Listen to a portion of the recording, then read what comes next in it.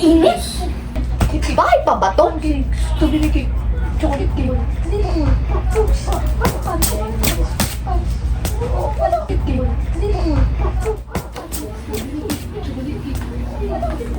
Lengwa. Linisin ng mabuti ang dila, kuskusin ng asin at suka. Upang maalis ang dumi at amot, ilagay ang dila sa kaserola. Asa na Na may kumukulong tubig at pakuluan hanggang lumambot.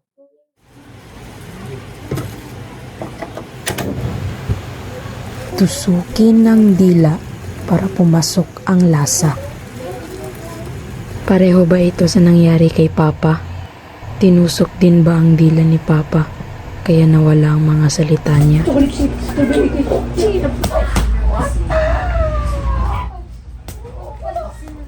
Dati, madaldal si Papa. Ngayon, tahimik na lang siya.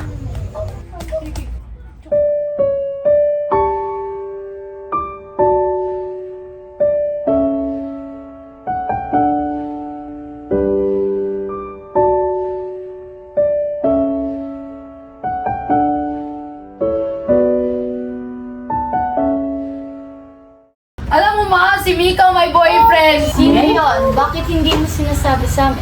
May boyfriend siya. Oo, kain muna. Baka lumamig ang kanin. Kukuha ko ng pinggan, ha? Alam mo Mika, sabihin mo na kasi may boyfriend ka. Ang dami mong satsat mo. Sabihin mo. Alam nyo, may kwento ako. Uy pa, ikaw naman ay pinakamaraming kwento. Ikaw talaga. Di ikaw na magsalita bukas. Ayoko, ikaw na lang pa. Buti pa kayo, ang iingay. Hanggat may boses ako, hindi tatahimik tong bahay na to. Kaya kain na tayo. Okay. Kumain tayo na parang my birthday. Yes. Oh, sa'yo. Wait lang, babalik na ako. Sige pa. Baka may boyfriend na yan si Mika. Oo pa, meron pa. Magpapakasal na to. Kuya, meron din. At doon ko naramdaman ang lahat ng tawanan at kwento para naglaho ng isang iglap. Inday! Wala na tayong pagkain! Bukas maghahanap na ako sa trabaho. Palagi Ano naman? Leche, impyerno ang buhay to!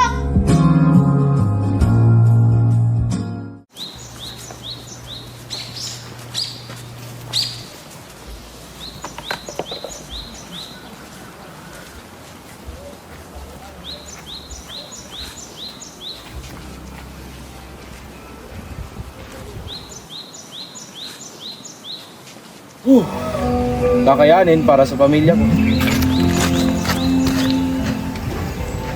Dukong tong bata to. Di pa ban, lumanati. Video mo. Hoy! Saan ka pumunta? Anong oras na? Engineer! Ba't ka na pumunta? Ha?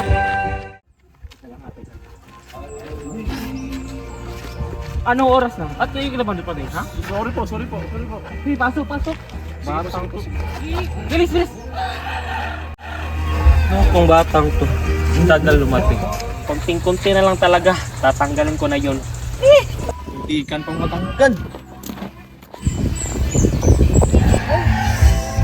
Kapag tutok na nga lang. Araw-araw sipag lang,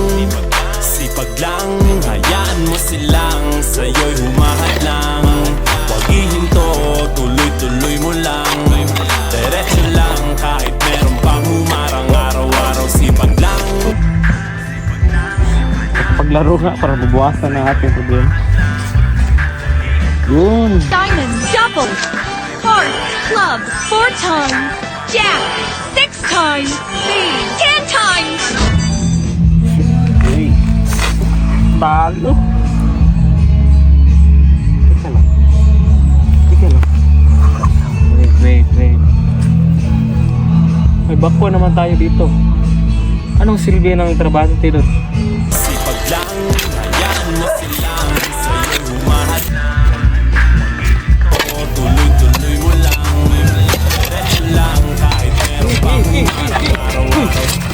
po? Anong bakit po? Tanggal ka na, wala ka na silbi dito. Masipag naman ako ah. Kasi pag-late ka na kanina, nadapa pa ako. Sir, may pamilya ko sir. Pamilya. Ang dami masatsat. Alis ka na. Sir, sige na sir. Sige na, sir. Okay, silbi din.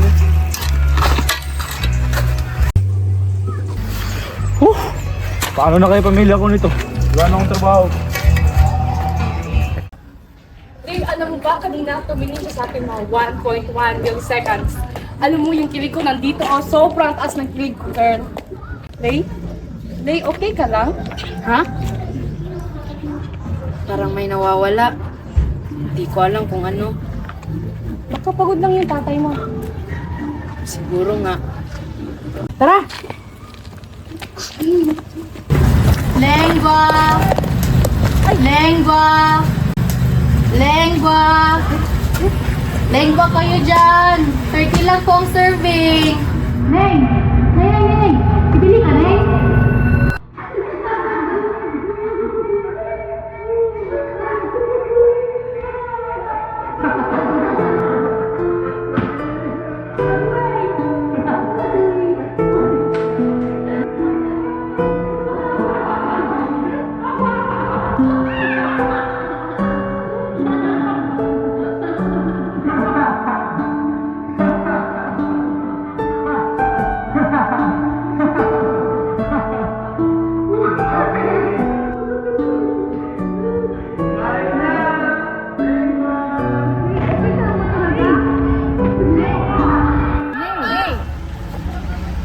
Wala.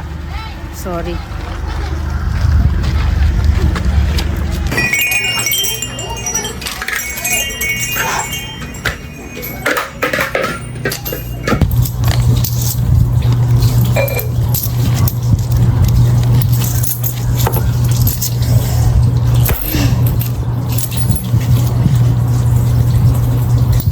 Bad trip.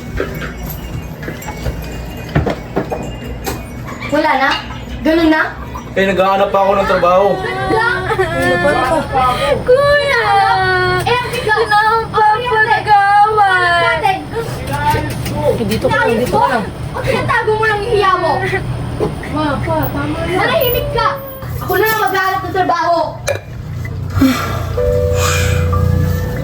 Panganay ako. Ako ang unang nakakarinig ng sigaw at huling natutulog. Hindi ko man maintindihan ng pera. Naiintindihan ko ang takot. Alam mo kung bakit ako galit? Hindi dahil nawalan ka ng trabaho. Galit ako kasi ako yung nagtitirang malakas. Ako yung sumasalo sa gutom ng mga bata. Ako yung humaharap sa mga utang.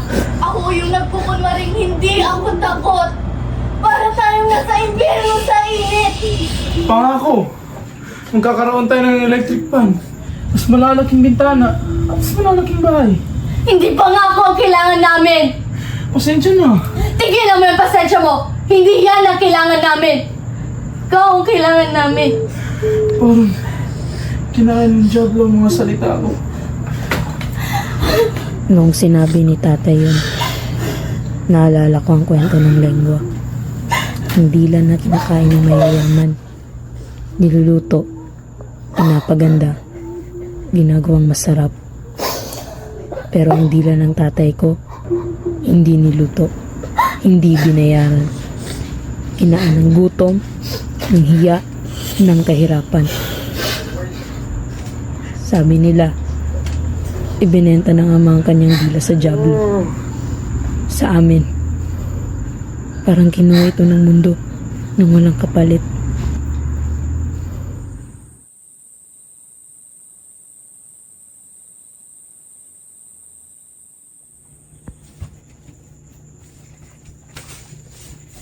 Kumain na kayo.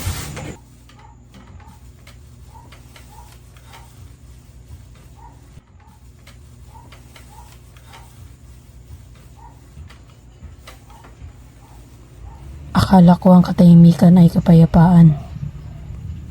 Pero hindi pala. Ito ang pinakamabigat na sigaw.